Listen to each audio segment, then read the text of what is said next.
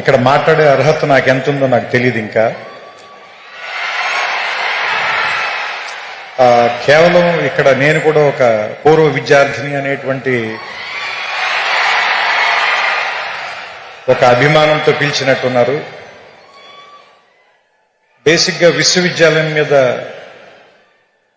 నాకు వచ్చిన అవగాహన చెప్తాను. ఎందుకంటే ఇక్కడ ఉన్నప్పుడు నాకేం అవగాహన లేదు, ఇక్కడి నుంచి వెళ్ళిపోయిన తర్వాత నాకు కొంత అవగాహన వచ్చింది.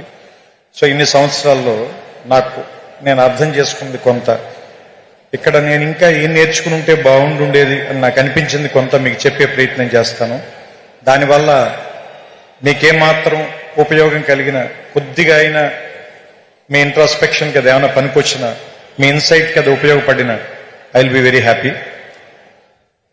ముఖ్యంగా యూనివర్సిటీలోనే 2 మాటలు ఉన్నాయి. డైవర్సిటీ ఒకటి ఉంది, యూనిజాన్ ఒకటి ఉంది. సో చాలా విభిన్నమైనటువంటి ఆలోచనల్ని ఒకే చోటకి కలిపి తీసుకొచ్చే ప్లేస్ని యూనివర్సిటీ అంటారని నా ఉద్దేశం. సో ఇక్కడ చెప్పడం కంటే కూడా మీరు నేర్చుకోవటం మీద ఎక్కువ ఆధారపడి ఉంటుంది. ఎందుకంటే నాకు సంబంధించినంత వరకు విద్య అంటే ఎక్కడో ఉన్నదాన్ని, లేదంటే మీకు కనబడం దాన్ని మీకు తీసుకొచ్చి ఇక్కడ నేర్పించడం కాదు. మీ ఎదురుకుండానే ఉన్నదాన్ని మీరు అప్పటిదాకా ఆ దృక్కోణంలో చూడడం, దాన్ని మిమ్మల్ని తీసుకొచ్చి అక్కడ నుంచోబెట్టి చూపించటం. నాకు సంబంధించినంత వరకు నేనైతే ఇలా అర్థం చేసుకున్నాను. ఎందుకంటే మీరు అబ్జర్వ్ చేస్తే ఫిజిక్స్లో ఒక సూత్రం ఉంది, చాలా బేసిక్ సూత్రం, E=mc². దాంట్లో ఆయన ఏం చెప్తాడంటే, ఒక ఎనర్జీని మీరు సృష్టించలేరు, ఎనర్జీని నాశనం చేయలేరు, ఒక ఫామ్ నుంచి ఇంకో ఫామ్లోకి మార్చగలరు అంతే. అట్లాగే ఇది మీరు అన్నిటికీ అప్లై చేయండి. మనం పుట్టక ముందు నుంచి నేచర్ ఉంది, మనం వెళ్ళిపోయిన తర్వాత కూడా ఇది ఇలాగే ఉంటుంది. మనం పుట్టక ముందు నుంచి ఈ విషయాలన్నీ ఇక్కడే ఉన్నాయి, మనం కనిపెట్టక ముందు నుంచి ఇవి ఇక్కడే ఉన్నాయి, మనం కనిపెట్టకపోయినా ఇక్కడే ఉంటాయి. మన తర్వాత వేరే వాళ్ళు ఎవరో వాటిని చూస్తారు. సో మనం చూడటంలోనే తేడా ఉంది తప్ప అవి ఉండటంలో మాత్రం ఏ రకమైన తేడా లేదని నాకు అనిపిస్తూ ఉంటుంది.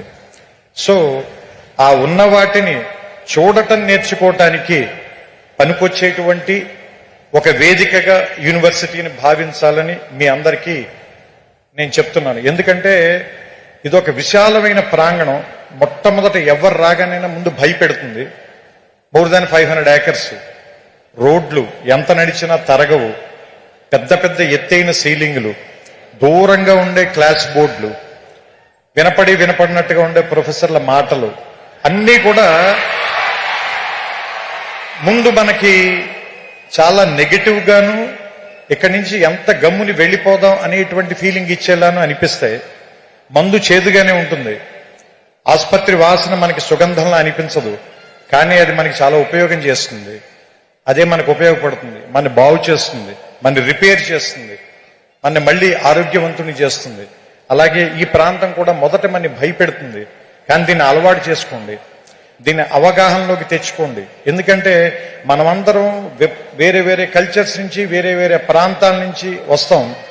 మనకందరికీ ఎలా ఉంటుందంటే మన భాష గొప్పది, మన మాటే గొప్పది, మన మాండలికమే గొప్పది, లేదంటే మన తిండే గొప్పది, మన అలవాట్లే గొప్పవి అనేటువంటి ఒక భావంలో మనం ఉంటాం. ఇక్కడికి వచ్చిన తర్వాత వేరే విషయాలను కూడా యాక్సెప్ట్ చేయటం అనేటువంటిది నేర్పటానికే ఈ ప్లేస్ ఉంది. అందుకే దాదాపుగా మోర్ దాన్ 130 కంట్రీస్ నుంచి ఇక్కడికి ఎందుకు జనాన్ని పిలిపిస్తారు, వాళ్ళందరికీ కూడా ఎందుకు ఈ ప్రోగ్రాంలు పెడతారు, వాళ్ళందరినీ కూడా ఇక్కడికి ఎందుకు కలుపుతారు అంటే, ఫస్ట్ అందరినీ కలవటం మూలంగా మీకు చాలా విషయాల మీద మీకుండేటువంటి ఆలోచనలో మార్పు వస్తుంది. కాబట్టి కలవడం మూలంగానే గెలవడం అనేది జరుగుతుంది ఏ మనిషికైనా సరే. సో నేను ముగించే ముందుగా ఒకే ఒక మాట చెప్తాను. ఈ ఆంధ్ర యూనివర్సిటీ సింబల్లోనే ఉంటుంది, తేజస్వినా వధీతమస్తు మా విద్విషామహే అని. సో ఈ తేజస్సుతో కూడినటువంటి విద్య మీ ధీశక్తిని మరింతగా పెంచాలని, అసత్యం నుంచి సత్యం వైపుకి నేర్చుకోవటం మూలంగా మనం అందరం కూడా మృత్యువు నుంచి అమృతత్వం వైపుకి ప్రయాణం చేసేటువంటి ఒక అద్భుతమైనటువంటి మీ జీవితాల్లో ప్రయాణానికి ఈ విశ్వవిద్యాలయం అనేటువంటిది తొలి మెట్టు కావాలని, ఇక్కడ అడుగు పెట్టిన దగ్గర నుంచి మీ ప్రయత్నం ఎక్కడెక్కడికో వెళ్ళాలని. ఎందుకంటే నేను ఇక్కడికి వచ్చిన తర్వాత ఫిజిక్స్ చదువుకోవడం కంటే పోయిటరీ ఎక్కువ రాశాను. నేను ఇక్కడికి వచ్చిన తర్వాతే నేను ఆ లైబ్రరీలో సైన్స్ పుస్తకాల కంటే నేను తెలుగు సాహిత్యం ఎక్కువగా చదివాను. సో నాకు ఏదో రకంగా ఈ విశ్వవిద్యాలయం ఒక విషయం నేర్పింది.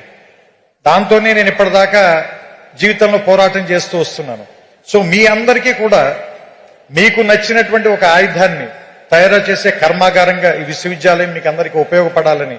ఎందుకంటే ఇక్కడ ఉన్నటువంటి పైన ఉన్న డిగ్నిటరీస్ అందరూ కూడా ఒకళ్ళు వ్యాపార రంగంలో, ఒకళ్ళు రాజకీయ రంగంలో, మరొకళ్ళు ఏమంటారు దాన్ని దేశ విదేశాలకు వెళ్ళి రకరకాల ప్రాంతాల్లోకి వాళ్ళ తాలూకు ధీశక్తితో ముందుకు వెళ్లారంటే వాళ్ళ ప్రయాణం మొదలు పెట్టినటువంటి మొదటి ప్రాంతం మాత్రం ఇదే.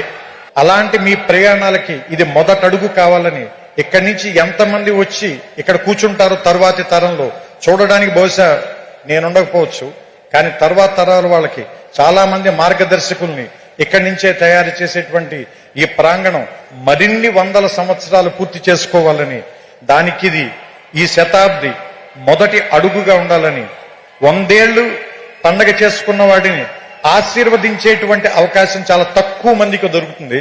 అలాంటి ఆశీర్వాదాన్ని నేను చేస్తూ ఈ మాటల్ని ముగిస్తాను. శతాయుష్మాన్ భవ, ఆంధ్ర యూనివర్సిటీ. నమస్కారం.